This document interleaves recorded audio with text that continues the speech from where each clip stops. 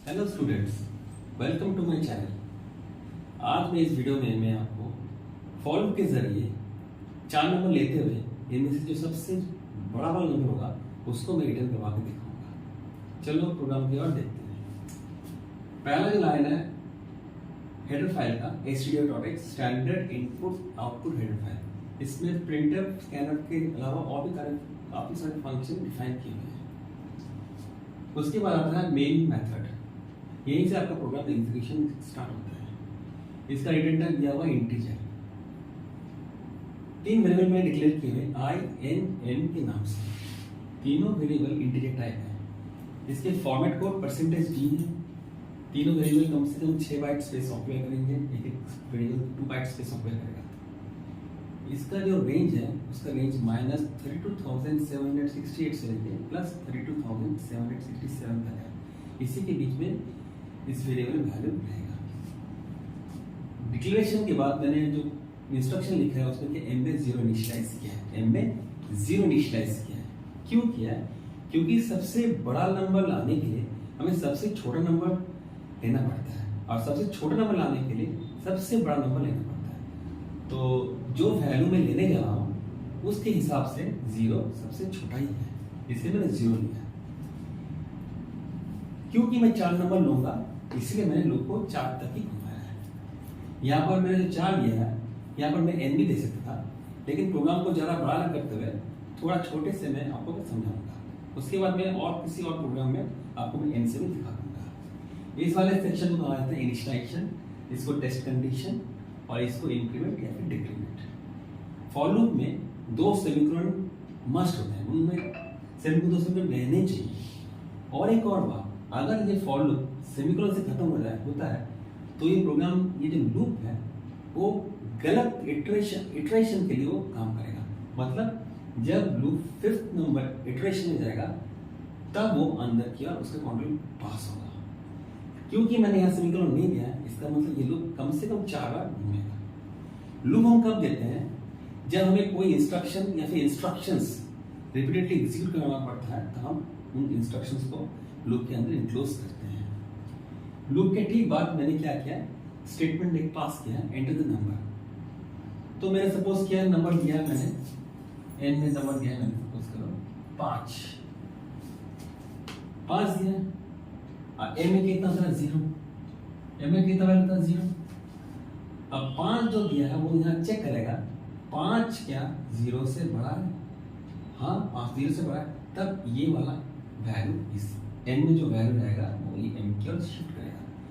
जो is equal to जो आपका ऑपरेटर है इसका जो एसोसिएटिविटी है वो राइट टू लेफ्ट है। मतलब राइट वाला वैल्यू लेफ्ट की ओर जाएगा, राइट वाला वैल्यू लेफ्ट की ओर जाएगा। तो 5 चला गया। फिर कंट्रोल यहां से वो पास होगा i++ में। i कितना था? 1। अब कितना हुआ? 2 होने के बाद वो फिर कंट्रोल यहाँ आएगा।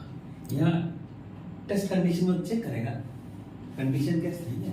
अगर सही रहता है तो फिर वो कंट्रोल इसका पास होगा।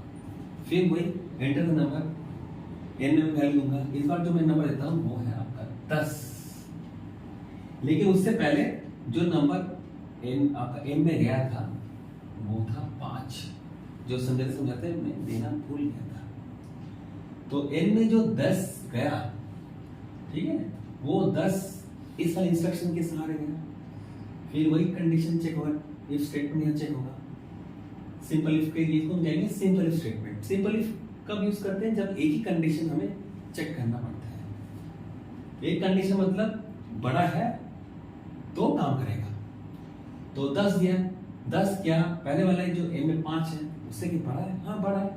तो n में जो 10 था वो m में आ जाएगा, n में जो 10 था वो m में आ जाएगा। ये ओवरराइड होकर यहाँ पर वो 10 आ जाएगा।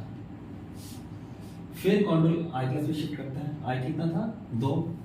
मैं लिख देता हूँ यहाँ पर 2 था, अब हो गया 3। फिर वही 3 के 4 से छोटा है? हाँ छोटा है। फिर एक वैल्यू हम लेते हैं, इस बार हम क्या लेते हैं? थोड़ा छोटा लेते हैं। 10 की जगह हम जाते हैं 7 लेते हैं। 7 लिया, 7 कहाँ गया? n के एड्रेस में गया। इसको हम कहते हैं एड्रेस ऑपरेटर, इसको कहते हैं फॉर्मेट कोड। ये कंट्रोल स्ट्रिंग है और ये एक सिस्टम डिफाइंड फंक्शन है। और ये सेमीकोलन एक स्टेटमेंट टर्मिनेटर है। ये सी जो लैंग्वेज है, हम अगर चाहें एक ही लाइन में लिख सकते हैं, जस्ट हमें सीक्वेंस मेंटेन करना पड़ेगा। क्योंकि हम एक लाइन में लिख पाएंगे, इसके ऊपर इसलिए हम इसको लेंगे फ्री फॉर्म लैंग्वेज। तो हमें कितना लिया 7 क्या आपके 10 से बड़ा है? नहीं। तो ये वाला ब्लॉक फेल कर गया, ये इसका जो स्टेटमेंट है फेल कर गया। फिर वही आई कितना गया, 3 था, 4 हो गया। 4 क्या 4 से छोटा नहीं, इक्वल है, हाँ इक्वल है। अब 4 के रिस्पेक्ट में हम फिर एम में कर लेंगे। अब इस वक्त हम लेते हैं 7 की जगह 12 लिया। अब 12 क्या पहले वाले 10 से बड़ा है, क्योंकि 10 ही था एम में, हाँ बड़ा है। तो अब एम में जो 10 था वो अब डिवाइड होके 12 आ गया।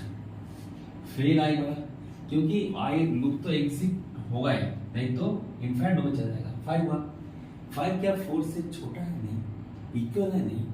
फिर कंट्रोल, क्योंकि ये गलत हो गया, अब ये कंट्रोल स्ट्रेट अवे जहां पर ये लूप खत्म हो रहा है, यहाँ पर खत्म हो रहा है, उसके बाद वाले इंस्ट्रक्शन में वो आ जाएगा। यहाँ पर उसका आंसर प्रिंट हो जाएगा, द हाईएस्ट नंबर इज 12। आप क्या है, the highest number is 12, the highest number is 12। अगर इस वाले प्रोग्राम में आपको कहीं भी दिक्कत हो तो आप कमेंट सेक्शन में जरूर कमेंट दीजिएगा। और अगर आपको ये वीडियो पसंद आए, अच्छा लगे, तो आप लाइक, शेयर, कमेंट और सब्सक्राइब करना मत भूलिएगा प्लीज। Thank you.